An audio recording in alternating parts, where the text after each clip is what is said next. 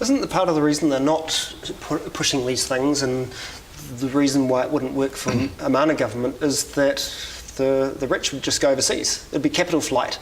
Business would relocate to Australia, to Fiji. The rich would, domicile themselves elsewhere. See, I don't think that that New Zealanders, even wealthy New Zealanders, are as selfish as we think they are. I think that if you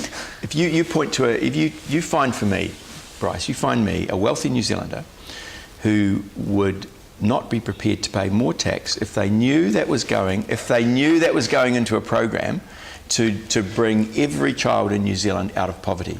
Now, most New Zealanders, when push comes to shove, and you got them on here, they would say, yes, I'll pay more tax to get kids out of poverty. I don't know. The Talleys family? Talleys family? Jamaica? Yeah. You look at 10 mansions in a super low income town. Yeah. They did the study for Refuting schools there. The primary school I went to actually is one of the lowest decimal schools in the country. And you look at their wage increases on long-term employees. I'm going to come back to industrial relations on that as well, but I think if you put them on camera, they'd say something really friendly, and then you put them in action and nothing would happen. Well, I agree with Talleys. I mean, Talleys are fiercely anti-union, have been for forever. So I wouldn't put them anywhere. But are they really? But can I just extend? Except my hometown. Can I extend the argument a little bit with kids in schools? And we have this marvellous opportunity, and Mana's bringing this to the table at the election, to provide breakfast and lunch for every child in every school, starting with decile 1 to 3. Okay, now if you think about this for a moment, and I'd ask you, how much would that cost to do that?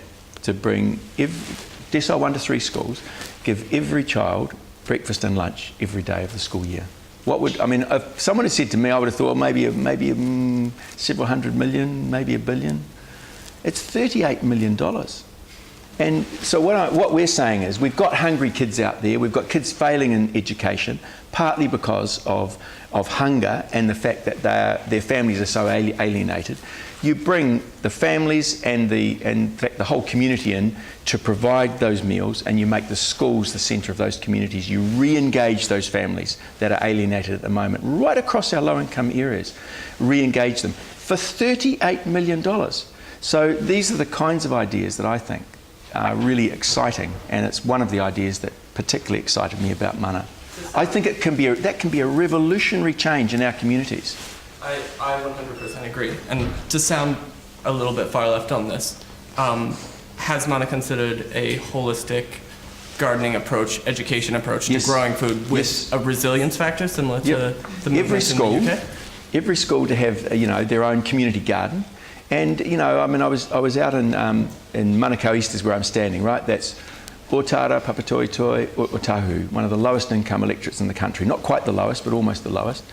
And talking to people there, and they're excited by the idea that you can bring people from the community in to the school to help set up these gardens. And when the gardens are going, you've got kids, classes rostered half a day a week, and half the kids will grown and what have you, but they'll be out there weeding the gardens, watering what have you, harvesting the food to help make the school lunches. That kind of thing, I think, is really exciting. And, you talk to kids about a potato or a bloody tomato, and little kids think they come from factories. We need to re-engage people with the environment in quite a radical way. Okay, a question here from Andrew Tate. Yeah, kia ora, member of Mana Party, but I just wanted to bring up the industrial relations, because the conversation's focusing at the moment a lot about what is the government going to do. Now, we all know Mana's not going to be the government, not after this election, and probably not after the next. It'll be close, but probably not. Andrew's one of the pessimists in that. Now, what we're trying to do is put on the table the kinds of policies that we think are needed, and to drag the debate to the left, Yes. Yep. And one of those things is, it's not about costing out our policies or anything like that, It's about setting up a new way of doing politics, and the new way of doing politics is about, yes, we've got problems, and yes, we can do things about them, like financial transactions tax. There's problems with all taxes, But nonetheless, we've got a taxation system now that's systematically slanted against working people, Sure. We want to change that, and we can change that. And the other thing what we want to do is increase the power and strength that's in communities. And the important ways of doing that are, for instance, like this community gardening, making schools the hubs of communities. The other thing is industrial relations, shifting the power in the workplace back to workers from giving back the right to strike, which was taken away from us in 1991. And that has resulted in like this shift from like towards the 1%. So you don't need to worry too much about taxation. Give workers back the right to strike, and they'll take back what they've made themselves. I have a question that follows on from that. As a party that is essentially trying to shift the agenda, how are you finding the media game? Really very difficult. And as the election comes, kicks in, I think we're going to be getting grabs here and there, small grabs here and there.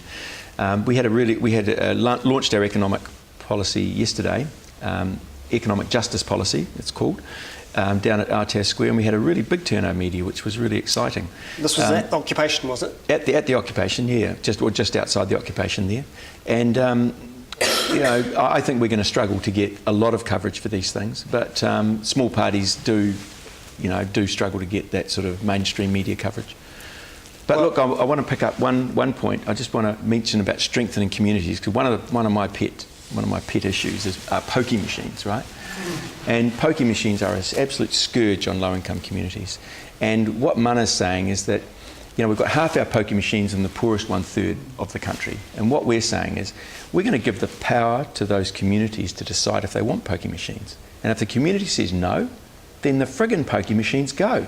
And if the government won't give them the power to get them out, we're going to encourage people to think of civil disobedience actions to get rid of those bloody machines, because they are a parasitic curse on low-income communities. 50,000 problem gamblers in New Zealand, and every one of those gamblers has a family, an extended family, and a whole community that is suffering as a result. I guess there'll be some people that see this policy and think, it's more nanny state stuff, it's more the left trying to tell people what they can do and what they can't do. No. Is there anyone in New Zealand who's ever voted in favour of a Pokie machine? They haven't. We've had the state force these bloody machines on communities and force them onto but no one has casinos. To go into a pub and no, they don't. Pokies. But then no one has to play lotto. I mean, yeah, but when people are addicts, it's not just an individual choice. It's an impact that affects the family and the extended family. We've got to stop thinking of ourselves as atomised individuals, which is what the new right have tried to do in the last generation. We've got to see ourselves as interconnected human beings with our communities. Sure, and Mana wants to strengthen those communities, and we do it by policies like bringing food into schools and bring the whole community in with it, and giving the power to communities to get rid of Pokie machines, get rid of these bloody liquor outlets on every corner. If a community says, look, we've got 30 liquor outlets in our electorate, we only want 5, then 25 of them get closed. So what are you talking about, referendums, or how would this mechanism work? Well, I think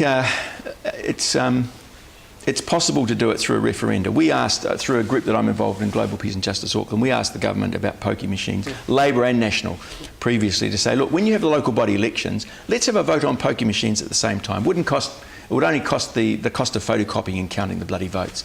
But Labour and National both turned us down, because there are powerful forces at work which are behind these various lobbies. And Parliament in New Zealand, even as much as anywhere around the world now, is run by lobbyists. Okay, another question at the back. We might come back to Pokies, but yep. One thing you mentioned was civil disobedience, and Mana has been in the news quite a bit about a perceived waste of money. They made a big fuss about Hanaharawa taking the election back to Te Tautokara. My question is this: if you get into Parliament, and if Mana Party candidates get into Parliament, will your focus be on sitting there in Parliament listening to John Key drone on, or will your focus be on the streets as a representative of a movement of people who are on the streets? Good question. Yeah, so yes, are you just going to become another part of the machine? Look, it has to be. Mana is now, it will change its name after the election to the Mana Movement, right, and will officially change its name. And that came up very early on. It's a movement, and it's got to be, look, the person I'm up against in Labour is Ross Robertson, right? Most people have never heard of him. He's been in Parliament for 20 years, 23, 24 years. No one's ever heard of him. He represents one of the poorest electorates in the country. He goes to Parliament, drinks cups of tea, eats his lunch, puts his hand up in the caucus room, and as far as I can see, does nothing else. As one of the people in the community said, you know, with the local MP there, he's very good with a cup of tea, but not much else. And that's what he is. So Mana is going to do the exact opposite. We're bringing fighters into Parliament who will be in Parliament, but will be working outside with active campaigns. Okay, that's really good sentiment, and I think it's a good one. But without actual mechanisms, how can you ensure that? So, for example, a good mechanism would be to ensure that any Mana MP only takes like the average wage as part of their salary. Will Mana commit to that? Well, that's a really good question. I think one of the things Mana will be doing is trying to de-link or take out MPs. I mean, MPs' pay used to be tied to what I think a deputy principal at a primary school got, and that if we were paying on that basis now, there might be maybe $80,000. But they're on 130. That's this whole part on. without the extras, yeah. So that's this whole, MPs separated themselves, and now they've leveraged themselves into the top 2% of income earners. Yes. They're part of the bloody problem. Sorry? Doesn't that mean school teachers are underpaid? Oh well, it means politicians are grossly overpaid. And so what's Mana going to do? Are they going to commit to only receiving, say, the average wage? That's come up. Well, that's a good question because it's come up, but it hasn't been discussed by the party as a whole. What about yourself? Personally, that's a good question. I personally, we'd certainly. I mean, the Green Party has a tithing, and I know, but this is only a tiny bit. I know, but this will be just a discussion that Mana has to have. I mean, has to go through. In the trade union movement, there's this tradition that people that take on bureaucratic roles, especially if they come from a sort of left-wing background, will only take the average wage of the people in that union. I think that's. I think it's a great tradition, and I think the same thing for Mana, the same thing for myself. I mean, if I was getting the average wage in New Zealand, I'd be paid more than I am now. Okay. Unite Union doesn't pay great wages. Because I mean, we're not there to make money. We're there to drive a movement, and that's what we're trying to do. So, are you still working for Unite at the moment while you're on the campaign trail? Yep, I'm taking leave a few days a week. Well, from now on, it'll be a few days a week. I'm taking leave today, so I'm not being paid in my job representing workers. So, is Unite endorsing the